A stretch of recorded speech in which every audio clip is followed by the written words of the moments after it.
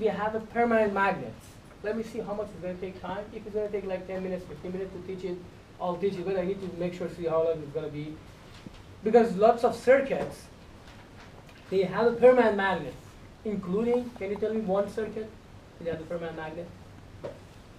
One is used a lot nowadays especially. More. Hybrid cars, electric cars. All of them, they have a permanent magnet, you know. They're not as simple as this circuit because they are electrical rotation machines, you know. But the concept is the same as this one, you know. The overall concept is very similar. They have permanent magnet. Let me think about it. I may go over Tuesday to teach you how the circuit. For example, you say, see, all I put here, there is a winding, right? So let's put the circuit like this. I have a piece of permanent magnet here. I'm gonna put it this way. Now I have my circuit like this. The rest, for example, I have an air gap here.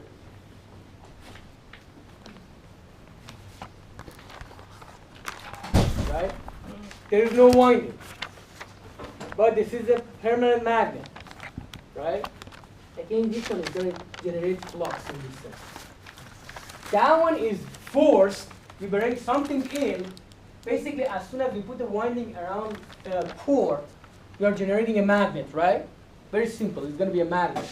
But here, the magnet is natural. It's there by itself, right? Let me think about this one if I want to teach this one or not. You know, Tuesday. If I'm going to teach, it's going to be Tuesday. Now we're going to. Chapter 2 is about the transformer. In the book, I put it as a reference. We're not going to go over chapter 2. Chapter 3 is the. I don't have it here. I don't know what's the title. I think it's the electromechanical system, like something like that. Now we want to calculate the force.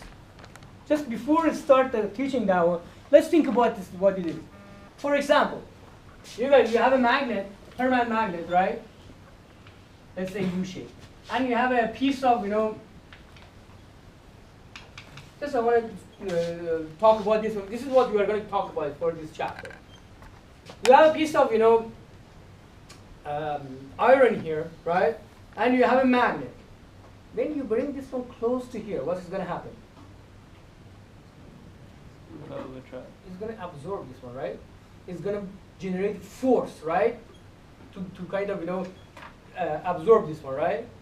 So magnetic field, they can generate force, right? They can generate force, they can generate movement. If you look at this rainbow, the old one, you know how that one works, right? They had it's not a permanent magnet. The old one are like this. There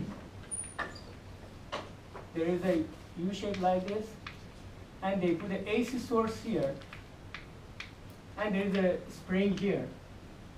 What is going to happen? This one, there's a magnetic flux going both ways, right? It's going to go positive, negative, right?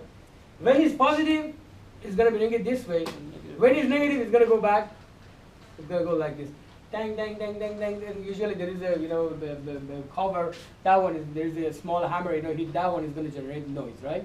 But basically, this is the magnetic force is causing all this kind of thing. This one is going back and forth, back and forth, back and forth. That one happens. If you look at the not even old. All these contactors, I'm not sure how many of you guys have worked with the contactors.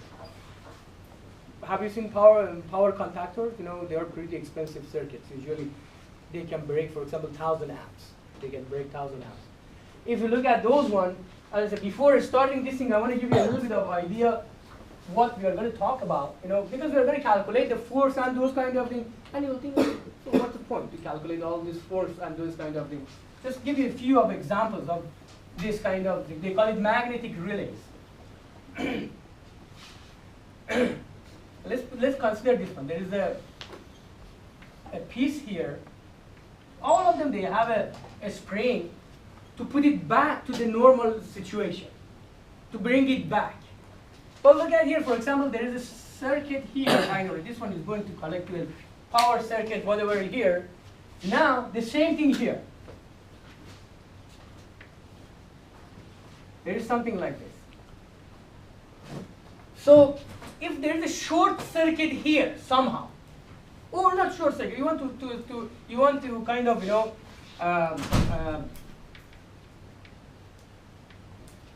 you want to close or open this contactor, right?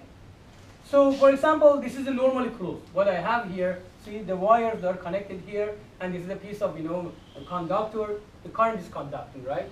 They call it normally closed. Normally closed means the current always is going, right? So I want to open my circuit. What should I do? I'll close this switch, right? This is a controlled circuit. It's a very small current. Just you magnetize this one, you know what I'm saying? This is a power circuit. It's going to be huge current, right? But this is a controlled circuit. All the relays, you'll see, they have a 12 volt or 24 volt or maximum 14 8-volt coil. And if you look at it, they say the coil. So you close the switch, right? This one becomes magnet. What it's going to do? It's going to move this one here, right? When this one moves here, this wire, they are not anymore connected. So there is, for example, one contact here and one contact here, right? This one moves here, right? It's not connected anymore to these contacts, right? The circuit is going to open up. This is a magnetic relay, they call it. So they can open and close. What's another example of the magnetic force or torque? Very important. Electric machine, right? If you look at the electric machine, all the electric machines, usually they have a rotor and they have a stator.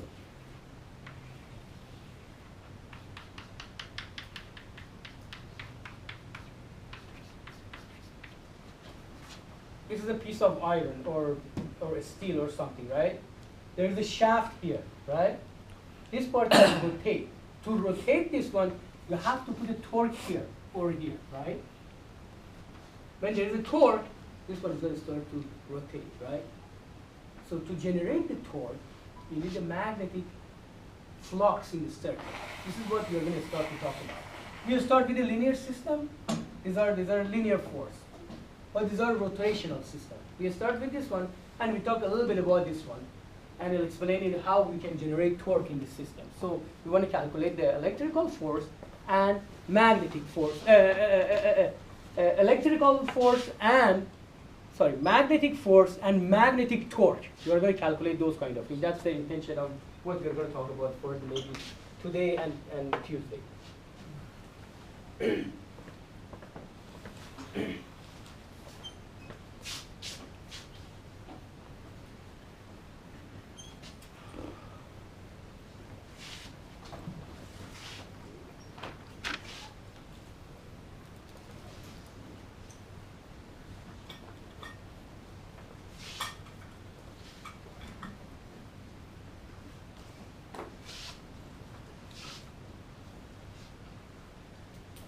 Nowadays, because these magnetic relays are expensive, still for lots of applications, still they have to use those ones.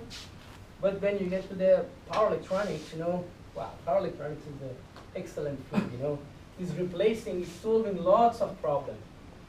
When you get to the thyristors, ask Professor Albert, he's teaching those things, to tell you about the solid state relay. This one is a magnetic relay. There is something, it's called solid state relay. Solid state relay, this one usually they are bulky and expensive and heavy. Solid state relays, they're like this. Very simple. There is an AC and DC.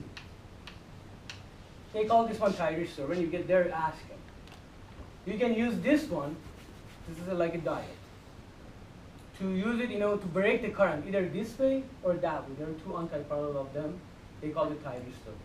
This is the equivalent of the magnetic relays, but they are a little bit limited by the current, how much you can go, how up you can go, and they are a little bit lossy. There are other problems, they generate some loss. But they are becoming very, very popular. They are expensive. There is a company in Santa Barbara. It's called, I think, Kilowatt or Gigawatt. I'm not sure. If you are interested, read a little bit more about that. Type it in Google, Kilowatt or Gigawatt. They're building very, very nice, relays. They are small, very reliable. The only problem, they're a little bit expensive, but they're really good. They're very good. Nowadays, for all these electric cars, they have a big battery pack. They're using, most of them, they are using those kind of relays, because still when you have a battery in your car, when the car is not running, you want to disconnect the battery, or even there's something, you want to shut down the battery, you have to break the current. They use those kind of things. But if you go like 10 years, 20 years ago, These solid state rays, they were not there. They were all electromagnetic, what we're teaching here. They have to use those kind of things. And still, for very, very high current, for example, in power system and those kind of things, those solid state, they cannot handle it. They have to go with this kind of, circuit breaker. So electromechanical system.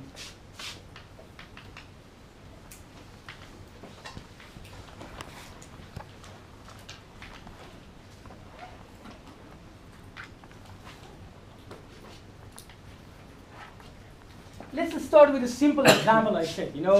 We have a core like this.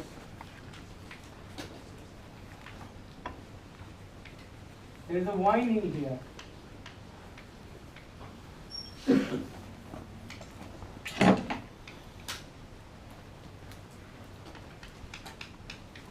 And there is a spring here.